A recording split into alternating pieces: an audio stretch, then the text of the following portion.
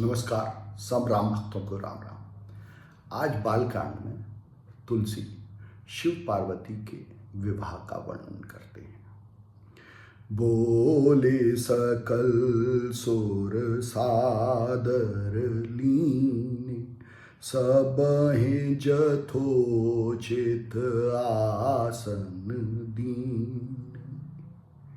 हिमवंत सब स्वरों को आदर के साथ बुलाते हैं और उन्हें यथा योग्य आसन देते हैं। स्वरों को सिंहासन अति दिव्य सुहावा, जाए न बरनी बिरंचे बनावा। बैठे शिव विप्रन सिरुनाई, हृदय सुमिर निज प्रभु रघुराई। एक दिव्य सिंहासन जो ब्रह्मा यानी बुद्धि के द्वारा बनाया हुआ है, उस पर शिव बैठते हैं, सबों को सिर नवाकर। जो भी अपने से परे जानते हैं वो उसको सिर नवाकर और अपने हृदय में ईश्वर की, अपने प्रभु की, अपने स्वामी राम तत्व की महिमा का सुमिरन करके। तो चैतन्य बुद्धि के आसन पर विराजमान होता है,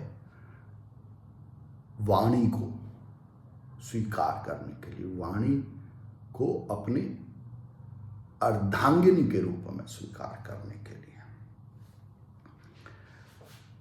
जगदम्बिका जानी भव भामा, सुरन मनहि मन कीन्ह प्रणामा। सुंदरता मर्याद भवानी, जाए न कोटि बदन बखान। भवानी को चैतन्य की अर्धांगिनी जान के सब सुर माने सब स्वर उस वाणी को प्रणाम करते हैं। और वह वाणी सुंदरता की सीमा है, जो कि चैतन्य के अंग के रूप में चैतन्य से ही प्रकट होती है, और उसके जैसा कोई और रूप नहीं है। उस वाणी का जो रूप है उसके जैसा और किसी स्वर का रूप नहीं है। यह तुलसी लिखते हैं। मुनि अनुशासन गणपत हे, पूजे शंभु भवान। को सुनि संशय करे जनि, सुर अनादि जिय जान। मुनियों के अनुशासन को सुन के शंभु और भवानी गणेश की पूजा करते हैं। और वैसे तो गणेश शंभु और भवानी के पुत्र हैं, पर यहाँ तुलसी कहते हैं कि कोई संशय न करे ये, क्योंकि जो सुर हैं वो तो अनादि हैं। तो जो स्वर हैं, जो अक्षर हैं, जो वाणी हैं, वो अनादि है, उसका अंत नहीं, उसका विनाश नहीं होता, वो हमेशा से हैं।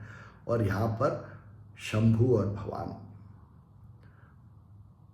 उन स्वरों की जो कि ज्ञान के प्रतीक हैं, और गणेश विवेक के ज्ञान के प्रतीक हैं, उन स्वर के ज्ञान रूप की, विवेक रूप की पूजा कर रहे हैं। जैसे विवाह के विधि श्रुति गाय, महामुनिन सो सब करवाई।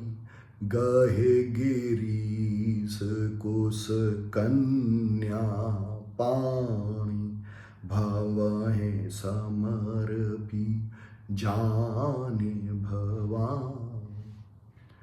जैसी विवाह की विधि ज्ञान द्वारा, वेदों द्वारा गाई गई है, महामुनियों ने वो सब करवाई। गिरीश ने, पार्वती के पिता ने पार्वती का हाथ पकड़ के और कुश को अपने हाथ में ले गए। या आप ये समझिए कि पार्वती को तृण के समान समझ के चैतन्य को, शिव को समर्पित किया, उनकी वाणी समझ के उनको ही समर्पित किया।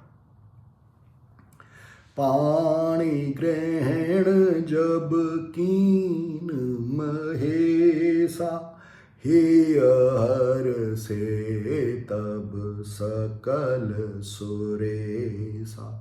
वेद मंत्र मुनि बर उच्चरहि, जय जय जय शंकर सुर करहि।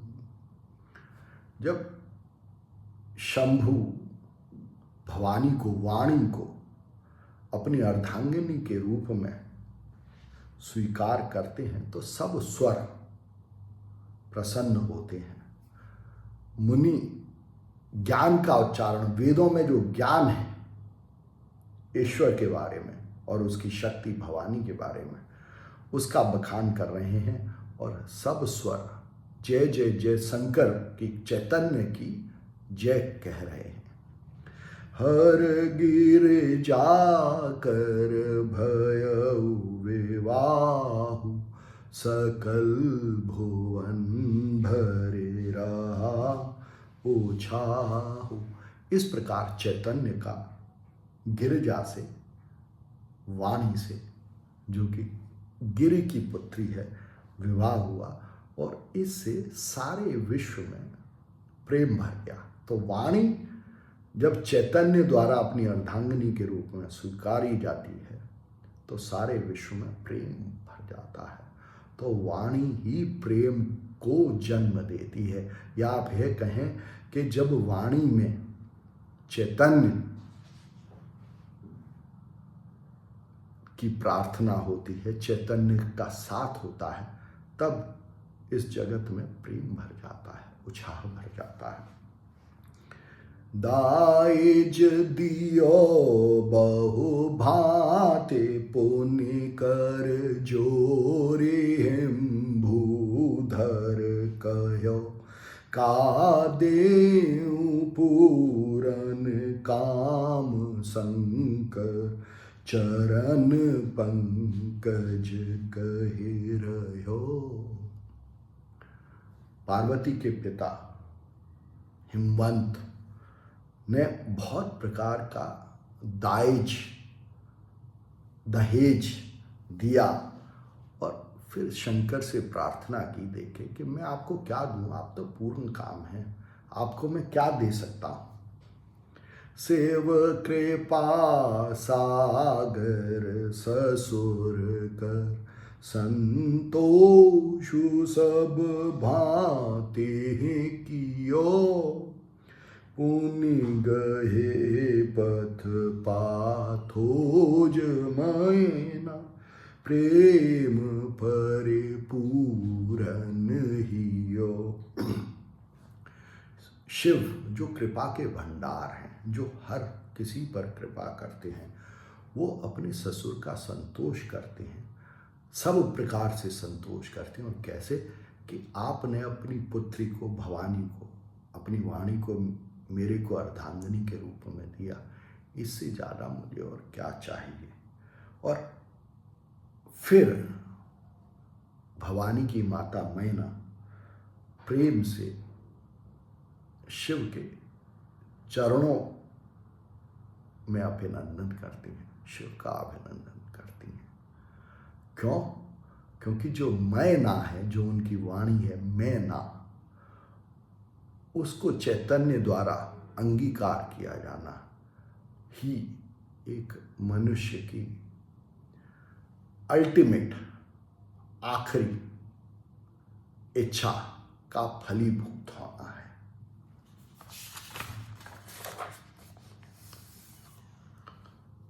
शेष अगले में। धन्यवाद।